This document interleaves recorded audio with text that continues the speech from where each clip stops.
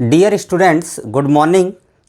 हम class 12th का topic matrix discuss कर रहे थे, जिसका कल हमने लेक्चर नंबर फर्स्ट कंप्लीट कर चुके थे। आज मैं लेक्चर नंबर 2 स्टार्ट करने जा रहा हूं आपके सामने। लेक्चर नंबर फर्स्ट में हमने क्या पढ़ा था? मैट्रिक्स की डेफिनेशन और टाइप्स ऑफ मैट्रिक्स पर डिस्कस किया था। आज मैं मैट्रिक्स की प्रॉपर्टीज़ पर आपको बताने जा रहा हूं, तो प्लीज़ आप ध्यान से देखें। Properties of matrix.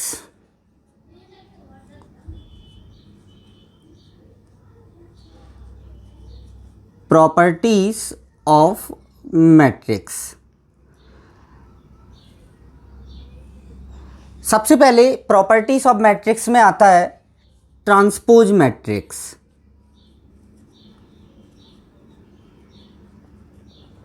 Transpose matrix, इसको हिंदी में बोलते हैं परिवर्त आव्यूह। परिवर्त आव्यूह क्या होता है? ध्यान से सुनेंगे। यदि हम किसी मैट्रिक्स की रो एवं कॉलम को परस्पर इंटरचेंज कर देते हैं, यदि हम किसी मैट्रिक्स की रो और कॉलम को परस्पर इंटरचेंज कर देते हैं, तो इससे प्राप्त जो मैट्रिक्स होता है वो मूल मैट्रिक्स का परिवर्त मैट्रिक्स कहलाता है। किसको चेंज करते हैं हम? पंक्ति और स्तंभ को यदि आपस में परिवर्तित कर दिया जाए तो प्राप्त मैट्रिक्स मूल मैट्रिक्स का क्या होता है? परिवर्त मैट्रिक्स, जिसको हम ट्रांसपोज मैट्रिक्स कहते हैं। यदि हमें कोई ए मैट्रिक्स गिवन है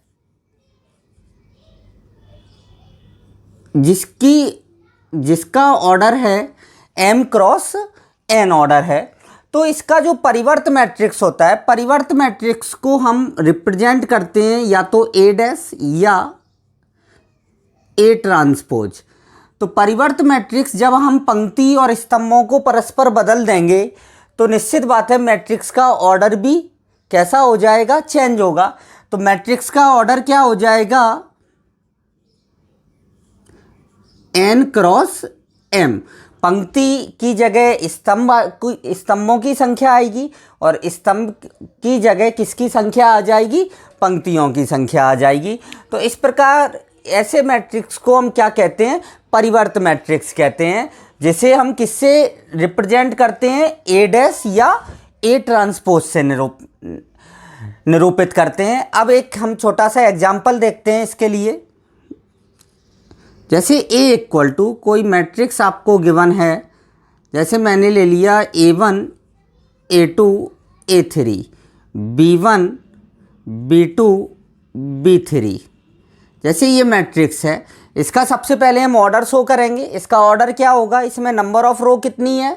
1 और 2, मतलब नंबर ऑफ रो 2 हैं और कॉलम कितने हैं? 3 हैं। तो इसका ऑर्डर कितना हो जाएगा? 2 क्रॉस 3 हो जाएगा। अब हमें इसका ट्रांसपोज मैट्रिक्स निकालना है। कौन सा मैट्रिक्स निकालना है? Transpose matrix. ट्रांसपोज मैट्रिक्स हम कैसे निकालेंगे? ए का transpose equal to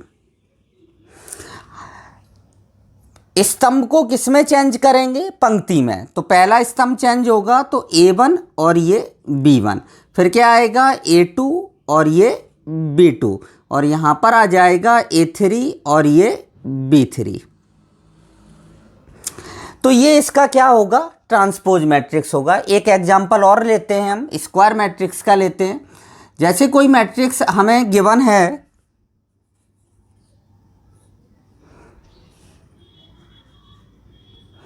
A equal to 1 2 3 4। इस मैट्रिक्स का ऑर्डर कितना हो जाएगा? 3 क्रॉस 2 हो जाएगा। अब ये एक स्क्वायर मैट्रिक्स है, तो इसका ऑर्डर कितना है? 2 क्रॉस 2 का है। इसका ऑर्डर कितना है? 2 क्रॉस 2। अब इसका हम ट्रांसपोज निकालेंगे, तो A ट्रांसपोज इक्वल टू क्या हो जाएगा आपका? 1 3 2 और ये 4। इसका ऑर्डर कितना होगा 2 क्रॉस 2। मतलब हम यहाँ पर देख सकते हैं कि स्क्वायर मैट्रिक्स का अगर हम परिवर्त मैट्रिक्स निकालते हैं तो उसके ऑर्डर में कोई भी चेंजिंग नहीं होती है, क्योंकि इसमें स्क्वायर मैट्रिक्स में पंक्ति एवं स्तंभों की संख्याएं कैसी होती हैं, समान होती हैं। बट अगर हम किसी रेक्टेंगुलर आयताकार मैट्रिक्स का ट्रांसपोज निकालेंगे तो इसके ऑर्डर में भी क्या हो जाएगा, चेंज हो जाएगा। तो अब ट्रांसपोज मैट्रिक्स के कुछ प्रॉपर्टीज होती हैं इसकी।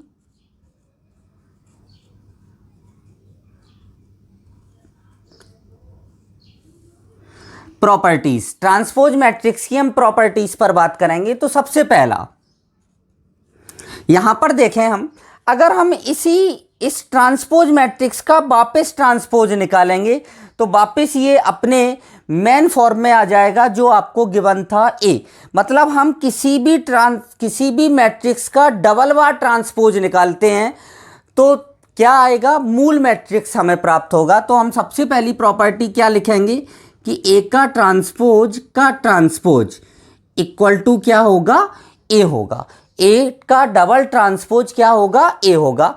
सेकंड नंबर प्रॉपर्टी आती है कि ए प्लस माइनस बी, जैसे ये दो मैट्रिक्स का एडिशन है, ये दो मैट्रिक्स का क्या है, एडिशन है। अगर हम दो मैट्रिक्स के एडिशन का ट्रांसपोज निकालते हैं तो उसकी वैल्यू उनके अलग अलग एडिशन और या सब्ट्रैक्शन के बराबर होती है। इधर आप देख सकते हैं कि a प्लस माइनस बी का ट्रांसपोज इक्वल टू किसके होगा, a का ट्रांसपोज प्लस माइनस b का ट्रांसपोज। अब प्रॉपर्टी नंबर थर्ड आती है कि जैसे किसी मैट्रिक्स में हम स्केलर से मल्टीप्लाई कर देते हैं, जैसे कि a, अब इसका हमने ट्रांसपोज निकाला के कोई स्केलर अदिश राशि है, एक क्या है, के क्या है, कोई अदिश है। तो के ए का ट्रांसपोज क्या होगा, के तो बाहर आ जाएगा और ए का ट्रांसपोज हो जाएगा। यहां पर हम लिख सकते हैं वेयर के इज स्केलर, अदिश है। कैसा है, अदिश है। फोर्थ नंबर प्रॉपर्टी आएगी इसकी कि ए इंटू बी का ट्रांसपोज, दो मैट्रिक्स के मल्टीप्लाई का ट्रांसपोज इक्वल होता है B transpose into A transpose के। बी ट्रांसपोज, इस प्रॉपर्टी को आपको ध्यान रखना है, एक क्वेश्चन में इस प्रॉपर्टी को ही प्रूव कराया गया है। तो ए इंटू बी का ट्रांसपोज इक्वल टू किसके इक्वल होगा, बी का ट्रांसपोज इंटू ए का ट्रांसपोज। यहां पर आप मिस्टेक कर सकते हैं कि ए का ट्रांसपोज इंटू बी का, नहीं, क्योंकि मैट्रिक्स का मल्टीप्लाई कम्युलेटिव लॉ, क्रम विनिमय नियम का पालन नहीं करता है। तो बी का ट्रांसपोज इंटू क्या आएगा, ए का ट्रांसपोज आएगा। तो ये आपका कौन सा मैट्रिक्स है, ट्रांसपोज मैट्रिक्स है। तो आप इसको नोट कर लें। फिर इस सेकंड नंबर पर सिमेट्रिक मैट्रिक्स बताएंगे आपको और स्क्यू सिमेट्रिक मैट्रिक्स, तो नोट करें आप।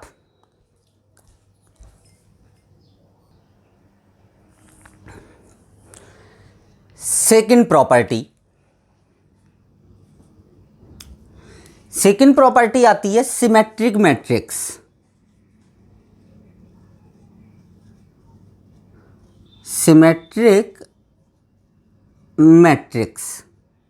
सिमेट्रिक मैट्रिक्स इसको बोलते हैं सममित आव्यूह।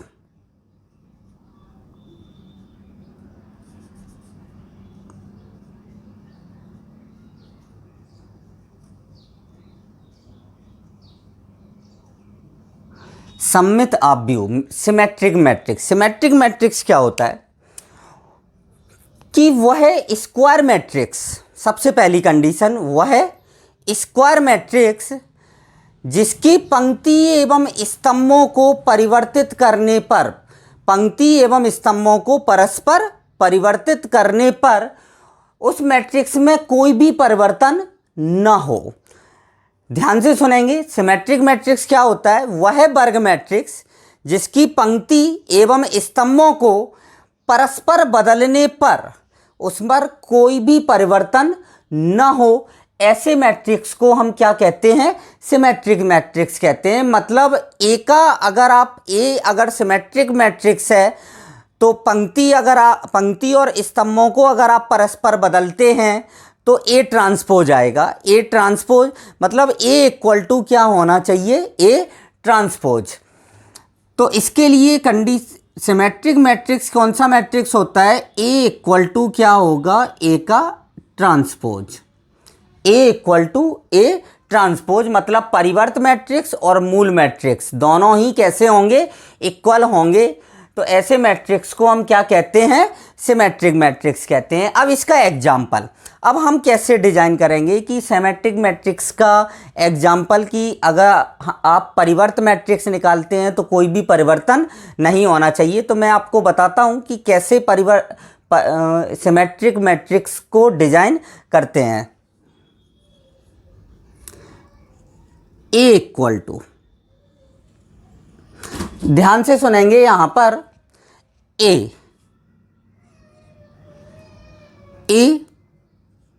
पहले हम मुख्य विकर्ण के एलिमेंट लिख लेंगे, ए बी और ये सी।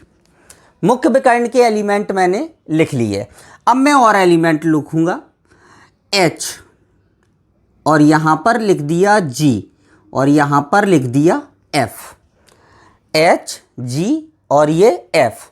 अब इसके बाद ये एलिमेंट और यहाँ के एलिमेंट दोनों ही सेम लिखना है हमें। तो यहाँ पर मैंने H लिख दिया और यहाँ पर G लिख दिया और यहाँ पर F लिख दिया। अब हम इसका परिवर्त निकालेंगे।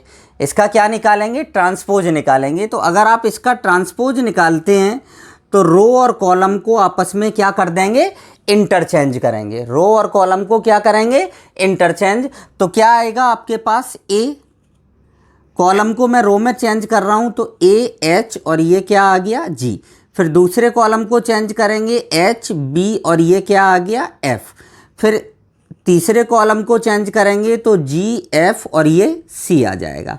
तो अब आप देख सकते हैं कि ये इसकी ऑर्डर कितना था, 3x3 और ये भी कितना आया, 3x3।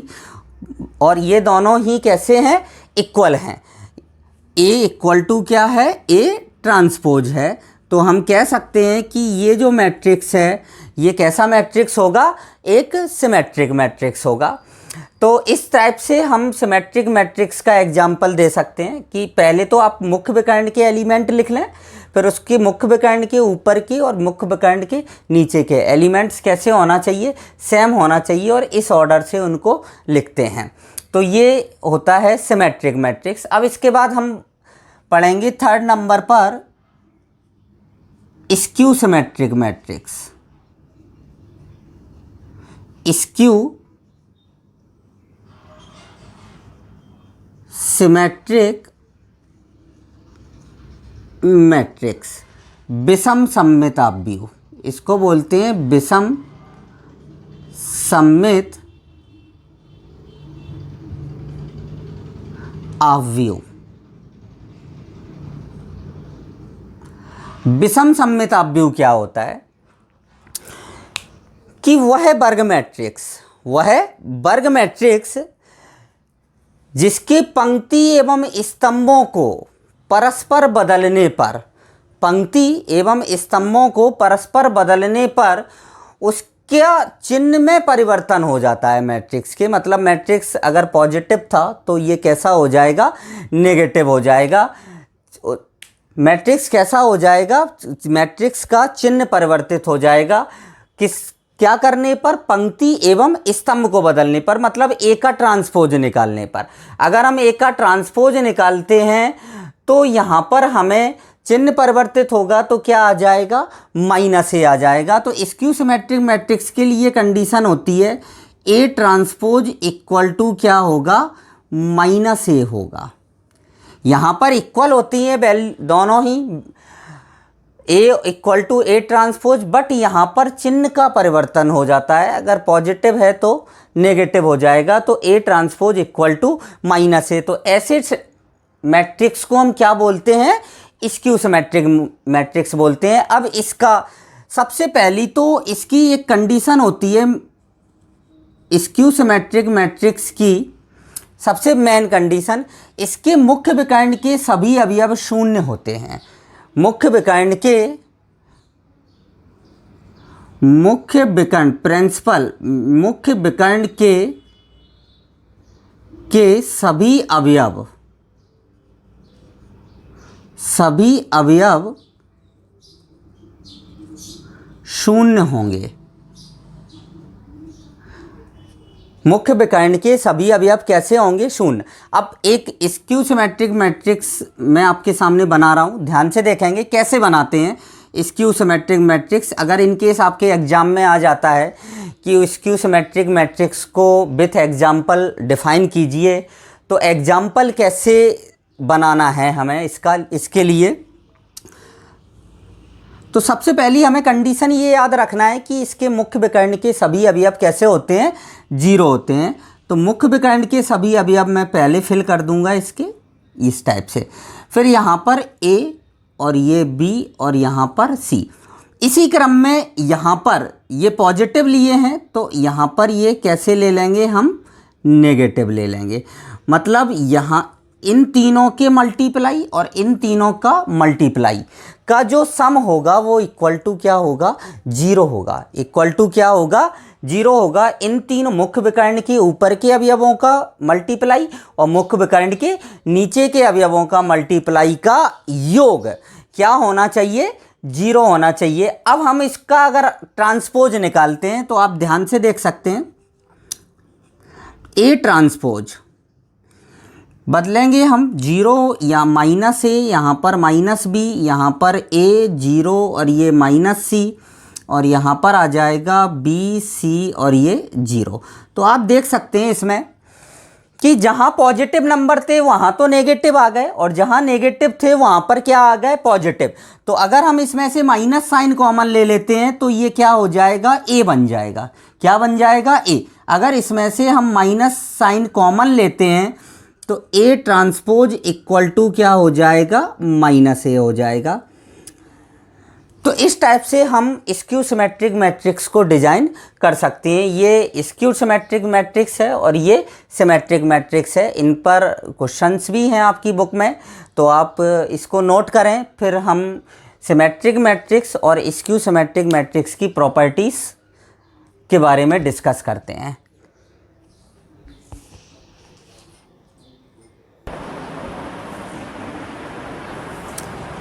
Properties of symmetric and skew symmetric matrix के बारे में हम डिस्कस करेंगे। अब सबसे पहला प्रॉपर्टी होती है कि if A is square matrix, if A is square matrix then, यदि A कोई वर्ग अवयव है तो सबसे पहला नंबर इसमें A नंबर क्या आता है कि A प्लस A ट्रांसपोज,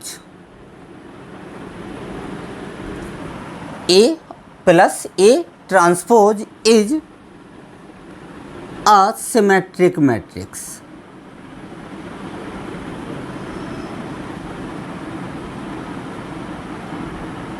अगर A कोई A एक स्क्वायर मैट्रिक्स है तो A प्लस A का ट्रांसपोज क्या कौन सा मैट्रिक्स होगा? सिमेट्रिक मैट्रिक्स होगा। B number A minus A transpose is a skew symmetric matrix.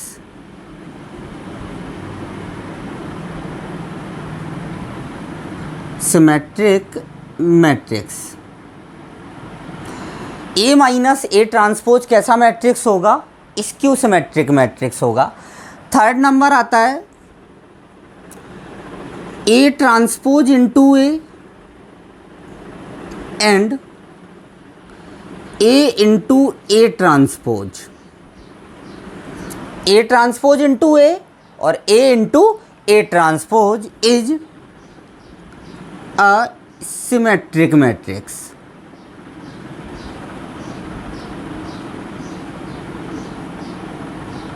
Symmetric matrix.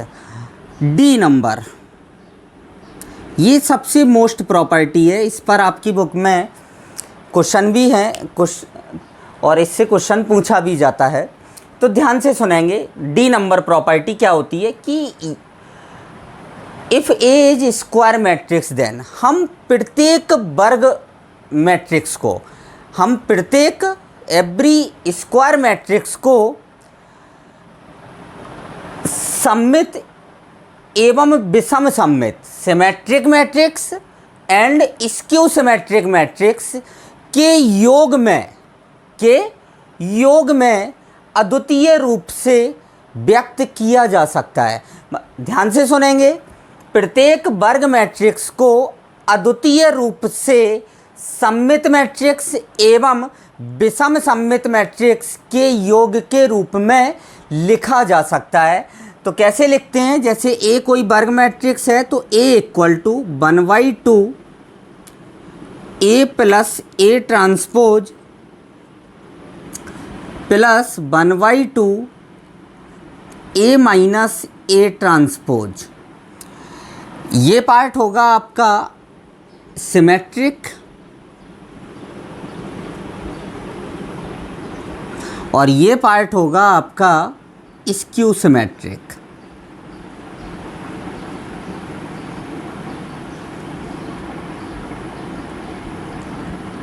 Skew symmetric, ये सिमेट्रिक मैट्रिक्स है और ये स्क्यू मतलब सममित प्लस विषम सममित का योग किसके इक्वल है? ए कैसा मैट्रिक्स होगा? स्क्वायर मैट्रिक्स होगा। तो ये प्रॉपर्टीज़ होती हैं कुछ सिमेट्रिक और स्क्यू सिमेट्रिक मैट्रिक्स की, आप इनको लिख लें। अब हम 3.1 एक्सरसाइज डिस्कस करेंगे आपके सामने, जिसके पहले दूसरे क्वेश्चंस तो काफ़ी सिंपल हैं। तो आप लोग सभी लोग आप उन क्वेश्चंस को अपनी बुक में भी देख सकते हैं, सिंपल क्वेश्चन है। मैं थोड़ा सा उनके बारे में आपको बता भी दूंगा, तो आप ये नोट कीजिए अभी।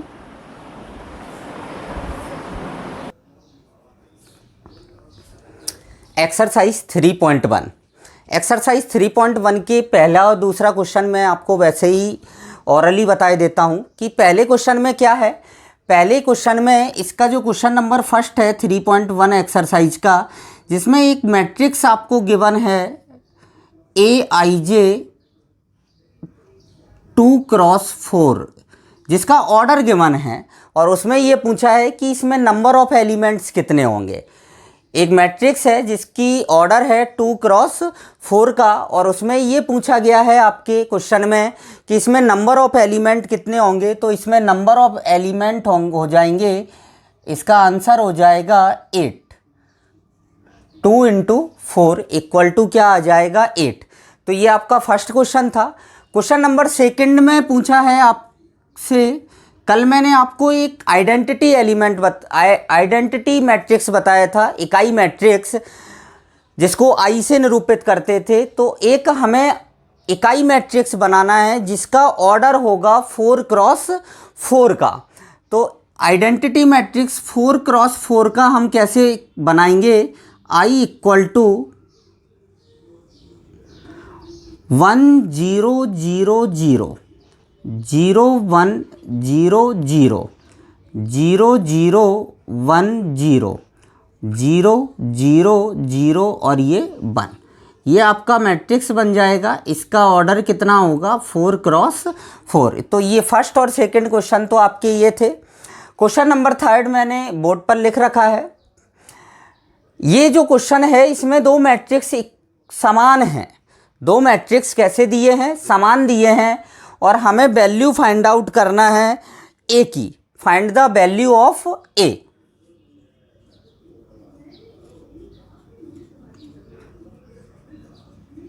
वैल्यू ऑफ ए की वैल्यू निकालना है। तो कल मैंने समान मैट्रिक्स में आपको बताया था कि समान मैट्रिक्स, दो मैट्रिक्स समान कब होंगे? जब उनका सबसे पहले तो ऑर्डर सेम हो। तो इसका ऑर्डर क्या होगा? इसका भी ऑर्डर 2x2 है और इसका भी ऑर्डर कितना है? 2x2 है, मीन्स ऑर्डर समान है। अब सेकंड नंबर पे क्या बताया था कि उनके करेस्पॉन्डिंग एलिमेंट्स भी कैसे होना चाहिए? सेम होना चाहिए। तो करेस्पॉन्डिंग एलिमेंट से मतलब क्या है कि k+4 जो होगा वो किसके इक्वल होगा? a के इक्वल होगा। तो a इक्वल टू हम यहाँ पर लिख देंगे k+4 लिख दिया। ठीक है, अब हमें k की वैल्यू निकालना है, तो k की वैल्यू हम कहाँ से निकालेंगे? ये एलिमेंट इसके करस्पॉन्डिंग कौन सा एलिमेंट होगा? -4 होगा। तो k-6 इक्वल टू क्या होगा? -4। देन k इक्वल टू क्या आ जाएगा? 2 आएगा। अगर हम k की वैल्यू यहाँ पर हम पुट करते हैं तो a equal to 2 + 4 means a equal to क्या आ जाएगा? 6 आ जाएगा। इस टाइप से हम जो समान मैट्रिक्स के क्वेश्चंस होते हैं उनको सॉल्व करते हैं। इसी टाइप के आपकी 3.1 एक्सरसाइज में क्वेश्चन नंबर 7, 8 और 9, 7, 8 और 9 तीन क्वेश्चन हैं। अब क्वेश्चन नंबर 4 के बारे में मैं बताता हूँ। Question number 4 hourly easily solve हो जाएगा। क्वेश्चन नंबर 4 क्या है कि यदि किसी मैट्रिक्स में 6 एलिमेंट हैं, 6 एलिमेंट हैं, यदि किसी मैट्रिक्स में कितने एलिमेंट हैं? 6 एलिमेंट हैं, तो उसकी पॉसिबल ऑर्डर क्या हो सकती है? उसकी possible number of element of matrix is 6, then possible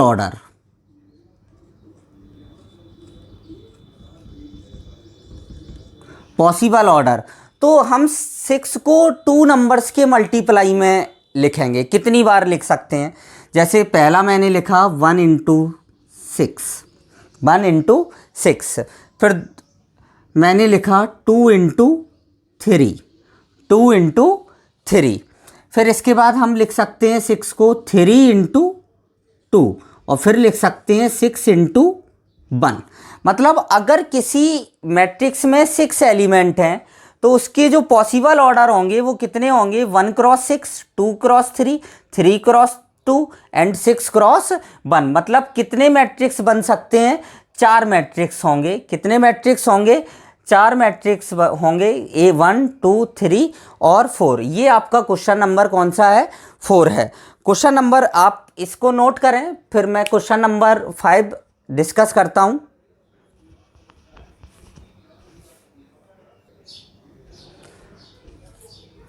question number 5 में क्या है? गिवन है आपको, construct a 2 × 2 matrix A equal to Aij in which element given y। हमें एक 2 × 2 कोटि का एक मैट्रिक्स बनाना है जिनके एलिमेंट्स इस टाइप से आपको गिवन है। ये 3 क्वेश्चन हैं अलग अलग, पहला, दूसरा और तीसरा। मैं क्वेश्चन नंबर 1 आपको करके दिखा रहा हूँ। क्वेश्चन नंबर 2 और 3 आपको खुद करना है। यदि किसी स्टूडेंट्स को कोई प्रॉब्लम आती है तो वो कमेंट्स बॉक्स में जाकर मुझे इन्फॉर्म कर सकता है। तो सबसे पहले तो हमें 2 × 2 का मैट्रिक्स बनाना है। तो इस क्वेश्चन को कैसे करेंगे हम? सबसे पहले हम 2 × 2 ऑर्डर का एक मैट्रिक्स लिख लेंगे। A इक्वल टू मैंने लिख लिया A11, A12, A21 और A22। इस टाइप से हम लिखेंगे। अब हम A11 निकालेंगे, A12, A21 और A22 फाइंड आउट करेंगे। ये जो आपको जो एलिमेंट्स का स्टैंडर्ड जो फॉर्म है इससे निकालेंगे। Aij equal to 2i - j 3i + j। तो सबसे पहले जब हम A11 निकालेंगे तो हमने i की जगह भी 1 रखा और j की जगह भी 1 रखा। ध्यान से सुनेंगे, जब हम A11 निकालेंगे तो i की जगह भी मैंने क्या रखा? 1 और j की जगह 1 रखेंगे। तो यहाँ पर हम i की जगह 1 और j की जगह 1 पुट करेंगे दोनों अंश एवं हर में। तो 1 रखा तो ये आ जाएगा 2 - 1 अपॉन 3 + 1। तो इक्वल टू कितना मिलेगा हमें? 1/4। मीन्स A11 एलिमेंट कितना आया? 1/4। अब हम निकालेंगे A12। अब मैं i की जगह तो 1 रखूंगा बट j की जगह क्या पुट करेंगे? 2 पुट करेंगे तो i की जगह 1 और j की जगह 2, तो 2 i की जगह 1 रखा तो 2 बन जा 2, और j की जगह 2 रखेंगे तो माइनस का 2, अपॉन में i की जगह 1 रखा तो 3 प्लस क्या आ जाएगा 2, 2 से ये 2 कैंसिल आउट हो गया, कितना आ जाएगा 0 आ जाएगा। मतलब A12 जो एलिमेंट है पहली पंक्ति और दूसरे स्तंभ का, वो क्या आया आपका 0 आया। अब नेक्स्ट हम निकालेंगे A21। A21 कैसे निकलेगा, i की जगह तो हम 2 पुट करेंगे और j की जगह 1 पुट करेंगे, तो i की जगह मैं 2 रखूंगा तो 2 2 जा 4, 4 माइनस 1 अपॉन 3 इंटू 2 कितना आ जाएगा 6 आ जाएगा, प्लस 1 इक्वल टू कितना आ जाएगा 3 अपॉन 7 आ जाएगा। मतलब इसकी वैल्यू क्या आएगी आपकी 3 अपॉन 7 आएगी। i की जगह 2 पुट किया और j की जगह 1 पुट किया। अब A22 निकालेंगे। A22 निकालेंगे तो i की जगह भी 2 और j की जगह भी क्या रखेंगे 2 रखेंगे, तो ये क्या आ जाएगा 2 इंटू 2 4 माइनस 2 अपॉन 3 इंटू 2 6 और प्लस क्या आ जाएगा 2 आ जाएगा, तो इक्वल में क्या आएगा 2 अपॉन 8 इक्वल टू आ गया 1/4 आ गया। मतलब A22 एलिमेंट कितना आया 1/4। अब इन चारों एलिमेंट्स को हम कहाँ रख देंगे, इस A में पुट कर देंगे, तो A इक्वल टू क्या आ जाएगा आपके पास A11 एलिमेंट 1/4, A12 एलिमेंट 0 आया, ये कितना आया 3/7 और यहाँ पर ये कितना आया 1/4, तो ये आपका क्या आ जाएगा आंसर आ जाएगा। तो इसी टाइप से बिल्कुल सेम इसी प्रोसेस से हम क्वेश्चन नंबर 2 और क्वेश्चन नंबर 3 सॉल्व करेंगे। तो इजीली क्वेश्चन है। अब क्वेश्चन नंबर नेक्स्ट जो है आपके 6 नंबर क्वेश्चन सेम इसी प्रोसेस पर है, बिल्कुल सेम ऐसे ही करना है। उसमें हमें 2x3 ऑर्डर का मैट्रिक्स डिजाइन करना है। क्वेश्चन नंबर 6 में हमें 2x3 ऑर्डर का मैट्रिक्स डिजाइन करना है। मैं यहाँ पर लिखे देता हूँ क्वेश्चन नंबर 6। क्वेश्चन नंबर 6 हमें डिजाइन करना है, कंस्ट्रक्ट करना है मैट्रिक्स 2x3 का, और यहाँ पर हमको जो एलिमेंट हैं वो किस फॉर्मेट में दिए हैं 1/2 mod of 2i minus 3j। Mod लगा है तो निश्चित बात है अगर कोई एलिमेंट नेगेटिव भी आता है तो आप उसको कन्वर्ट कर देंगे, किसमें पॉजिटिव में कन्वर्ट कर देंगे। तो हमें कंस्ट्रक्ट करना है 2x3 ऑर्डर का मैट्रिक्स जिसका जो एलिमेंट्स हैं वो इस फॉर्मेट में आपको गिवन है। तो सबसे पहले हम इसमें एक मैट्रिक्स ले लेंगे जिसमें पंक्ति तो 2 होंगी, मतलब A11 A12 और A13, और यहाँ पर A21 A22 और A23, ये 2/3 ऑर्डर का मैट्रिक्स हो जाएगा। अब हमें इसमें वैल्यू रखना है i की जगह 1 j की जगह 1, इसी टाइप से A12 j की जगह 2 i की जगह 1 ऐसे रख के बस ये याद रखना है कि मॉड है तो जो नेगेटिव एलिमेंट्स आएंगे, नेगेटिव वैल्यूज आएंगी उनको हम क्या कर देंगे पॉजिटिव कर देंगे। क्वेश्चन नंबर 7, 8 और 9, 7, 8 और 9 आपके क्वेश्चन नंबर 3 की तरह हैं जिसमें समान मैट्रिक्स का कंसेप्ट हमें यूज करना है। करेस्पॉन्डिंग एलिमेंट्स को करेस्पॉन्डिंग एलिमेंट्स के इक्वल रखना है। तो इस टाइप से आप 3.1 एक्सरसाइज आप पूरे जो क्वेश्चंस रह गए हैं जो आपको ट्राई करना है तो वो आप उनको कर लें, और कोई प्रॉब्लम आती है तो आप मुझे कमेंट्स बॉक्स में जाकर इन्फॉर्म करें। Next lecture number 3